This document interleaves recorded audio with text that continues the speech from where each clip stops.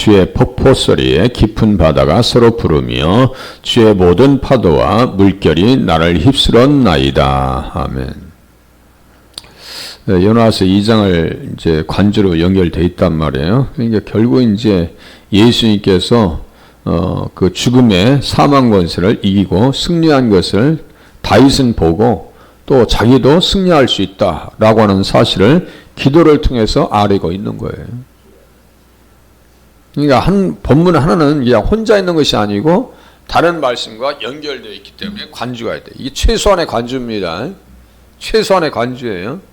그러니까 이 성경을 보면서 우리는 예수님과 연관성 속에서 봐야지. 그렇지 않냐면 본문은 우리에게 줄 수 있는 게 없어요. 그냥 그냥 다윗이 기록한 책이지. 이 정도로 성경을 보면요, 그 성경을 못 보는 겁니다. 봐도 별로 큰 유익을 얻을 수가 없어요. 그런데 예수님과 관계되어져서 성경을 보기 시작하면요, 이 말씀은 우리에게 깊은 울림을 줍니다. 깊은 울림을 줘요. 제가 이 자리에 이렇게 서 있지만 여기에 그냥 서 있는 게 아니에요. 여기 강단이 있죠. 또 발판이 있죠. 마이크가 있죠. 또 사람과의 관계에 보면 우리 성도님들이 계시니까 제가 설교하지. 아무도 없는데 제가 이거 설교하겠어요? 아무도 없는데 그 난로 켜놓고 있겠냐고요. 그럴 일은 없어요. 다 연관되어 있습니다. 다 연결되어 있어요. 이겁니다. 성경도 똑같아요. 여기서 말하는 깊은 것은 바다의 깊은 물과 같은 고난을 의미합니다. 그 수가 많고 압도적인 성격을 띠고 있습니다. 파도, 물결, 바다. 바다 한가운데 폭풍이 는 바다 가운데 배가 있다 생각해 보세요. 감당이 되겠어요? 그래서 시편 69장 1절과 연결된다라고 써있네요. 하나님이여 나를 구원하소서. 물들이 내 영혼에까지 흘러 들어왔나이다. 나는 설 곳이 없는 깊은 수렁에 빠지며 깊은 물에 들어가니 큰 물이 내게 넘치나이다. 내가 부르짖음으로 피곤하여 나의 목이 마르며 나의 하나님을 바라서 나의 등이 쇠하였나이다. 나의 목이 마르며, 주님 십자가에서 목마르다라고 얘기하셨어요. 목마르다고. 그래서 예수님께서는 69장 2절에서 자신의 상황을 마치 턱까지 물에 잠긴 사람이 이까지 물이 들어와서 숨이 막히는 진흙탕에 빠진 것 같다라고 말씀하십니다.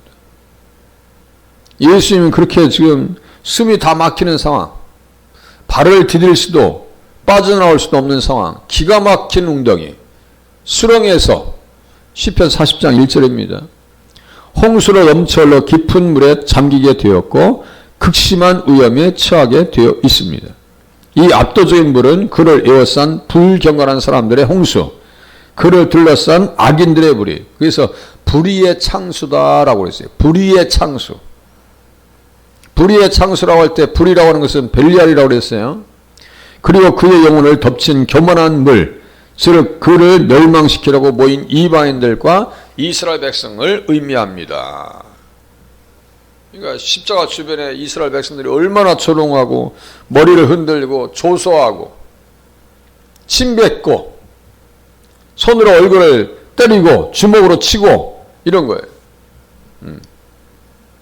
그래서 예수님께서는 이제 자기 백성의 더러운 죄와 그에 대한 형벌을 짊어지셨기에 그에게는 끔찍한 구덩이 수렁과 진흙탕에 빠져 있었습니다.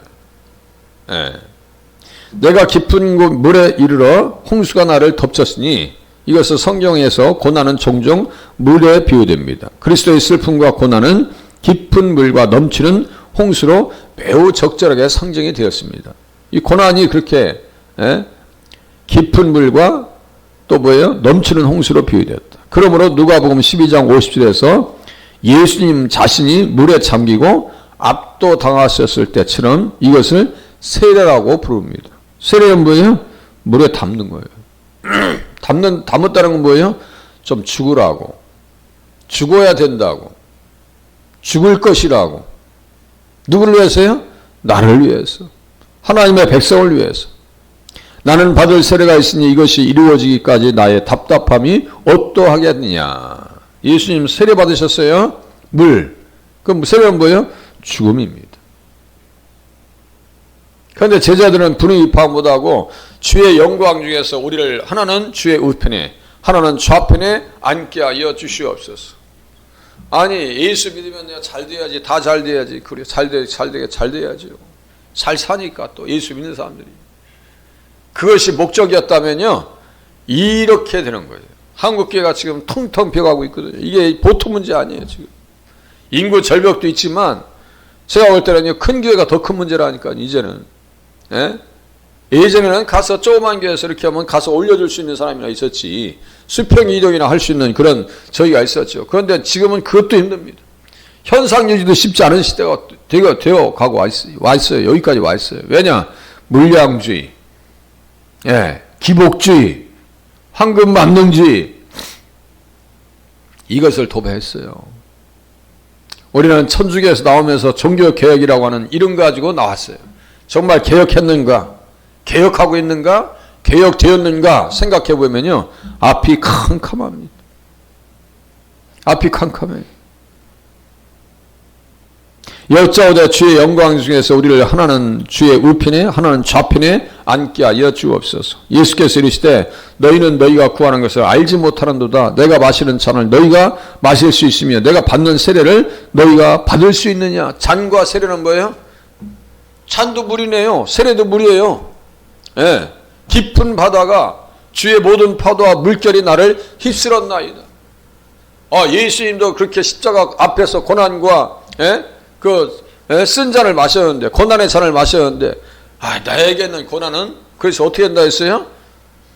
절반, 약해지다. 무슨 말씀이냐면, 내게 있는 고난은 아무것도 아니에요. 그러니까 이길 수 있는 거예요. 예수님의 고난을 묵상할 수 있으면, 나의 고난은 결국 어떻게 돼요? 작아집니다. 그런데 예수님을 잃어버리면, 나의 고난은 극대화됩니다. 예수님의 고난을 묵상할 수 있으면 나의 고난은 최소화되어지고, 예수님의 고난을 묵상하지 못하면 나의 고난은 극대화되어져서 그것 때문에 자신을 잃어버리는 사람들이 너무나 많더라고요. 제가 볼 때는 남들이 뭐라고 욕을 하든 말든 하라고 그래. 그냥 그렇게 살면 되지. 어떤 사람들은 글씨 댓글 있죠. 댓글가 아무것도 아닌데 댓글 보고 죽는 사람들도. 왜 그걸 묵상하고 있어? 그것도 믿음의 자매들, 남자들은 좀 덜한 것 같아. 그 남자들도 심약하면 그냥 여기 아주 그냥 어떤 정치인들이 이렇게 가는 거 보면 너무너무 마음이 아픈 거야. 왜 그래? 예수 믿는 사람이. 안 믿는 사람은 그렇다 쳐요. 예? 몇 천만 원 받았다고 그냥 뛰어내리더라고. 더한 사람 뻔뻔하게 살고 있는데? 그런 거 좀 하지 말고, 예수를 바라봤으면 정말 예수님은 나를 위해서 십자가에 달리셨는데 내가 이것 때문에 흔들릴 필요가 있을까? 물론 잘못한 것은 명분이 없어요. 잘못한 것은 자랑할 것도 없고 내세울 것도 없어요. 그러나 예수님을 생각하면 나의 고난과 시련은 어떻게 된다고요? 반감의 반감, 아예 최소화돼서 극복할 수 있는 힘과 은혜를 주시더라 이거예요. 그 얘기입니다. 지금 어떤 고난이면 고난이든 와 봐라 이거예요. 예수께서 이르시되 너희는 너희가 구하는 것을 알지 못하는도다. 내가 마시는 잔을 너희가 마실 수 있으며 내가 받는 세례를 너희가 받을 수 있느냐. 그들이 말하되 할 수 있나이다. 예수께서 이르시되 너희는 내가 마시는 잔을 마시며 내가 받는 세례를 받으려니와 내 좌우편에 앉은 것은 내가 줄 것이 아니라 누구를 위하여 준비되었든지 그들이 얻을 것이니라. 열제자가 듣고 야고보와 요한에 대하여 화를 내었다. 다 똑같은 사람이라는 얘기예요. 그런데 실질적으로 야고보는 주의 잔을 받습니다. 가장 먼저 받아요. 자, 사도행전 12장 1절에 보니까 그때 헤롯 왕이 손을 들어 교회 중에서 몇 사람을 해하려 하여 요한의 형제 야고보를 칼로 죽이니. 잔을 받았어요? 안 받았어요? 받았습니다. 내가 받는 잔을 너희가 받을 수 있느냐? 내가 받는 세례를 너희가 받을 수 있느냐? 세례는 뭐라 했어요? 주는 겁니다. 여기 보세요. 깊은 파도와 바다가 나를 휩쓸었다 그러면 살아야 죽어요? 죽습니다. 그런데 이 죽음을 누가 대신 죽어주셨다고요? 예수님께서 죽어주셨습니다. 그래서 다윗이 살 수 있었던 것이고 우리도 또 살 것이며 살아도 어떻게 살아요? 영생으로 삽니다. 어디에서요? 천국에서. 그 믿음을 가지실 수 있기를 바랍니다. 하나님의 진노가 그에게 임하여 그를 짓누르고 마치 불처럼 그의 영혼 깊숙이 파고들어서 그를 극심한 슬픔에 잠기게 하여 죽음에 이르게 하였습니다. 하나님은 그를 넘기신 거예요. 주의 노가 나를 심히 누르시고 주의 모든 파도가 또 물결이 나를 괴롭게 하셨나이다. 우리 주님은 다 짊어지셨어요. 주님께서는 모든 파도를 그에게 덮치게 하시고 율법과 공의가 요구할 수 있는 모든 슬픔과 고난을 견디게 하셨습니다. 율법의 저주를 다 짊어지신 거예요. 이로 말미암아 모든 경건한 자는 주를 만난 기회를 얻어서 주께 기도할지라. 그러니까 뭐예요? 보세요. 기도하니까 또 어떻게 돼요? 극복할 수 있는 힘과 에너지가 생기더라 이거죠. 기도하니까, 말씀을 듣고 기도하니까 어떻게 돼요? 극복할 수 있는 은혜가 주어지더라 이거죠. 진실로 홍수가 범람할지라도 그에게 미치지 못하여. 누가 다 감당하셨는데, 홍수를 누가 다 막으셨는데요? 예수님께서 막으셨는데. 그러니까 모세와 다윗, 다니엘 그리고 구약의 성도들만이 기도한 것이 아니라 그리스도께서는 복음시대의 제자들과 추종자들에게 똑같이 기도하라고 말씀하셨습니다. 기도해. 시험에 들지 않을 거 아니에요. 기도해야지. 기도 생활을 하지 않는 것이 너무너무 마음이 안타깝다고. 예. 또 이것은 양심의 용서가 드러나도록 뭐가요? 십자가의 은혜가 느껴지도록 깨달아지도록 기도하라는 뜻입니다. 기도밖에 살 길이 없어요. 기도밖에. 요나서 2장에 보니까 뭐예요? 주께서 나를 깊은 속 바다 가운데 던지셨어. 요나도 죽었어요. 죽었어. 죽은 목숨이요. 그런데 예수님 덕분에 살아나온 거예요. 물고기 뱃속에서 주님이 밖으로 내보내지 않았으면 살아나올 사람이 누가 있어요? 물고기 뱃속에서. 생각해 보세요. 물고기 뱃속에서. 큰 물고기 뱃속에서. 바다 가운데 던지셨으므로 큰 물이 나를 둘렀고 주의 파도와 큰 물결이 다 내 위에 넘쳤나이다. 죽었어요. 죽었어요.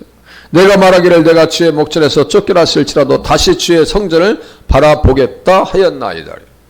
그러니까 주님 앞에 다시 이제 수리함을 얻는 거예요. 기도함을 통해서 회개하고 이제 고쳐지는 거예요. 고쳐져서 이제 나와가지고 어떻게 했어요? 니느웨 성을 다니면서 그냥 이제 40일 지나면 망해버릴 기야. 그냥 확 그냥 다 망해버릴 기야. 막 외치고 다니니까 니느웨 사람들이 그거 안 들을 것 같거든. 그 미친 사람 하나 와가지고 그 물고기 뱃속에 있다 나왔으니까 사람이 몰골이 어떻게 되겠어요?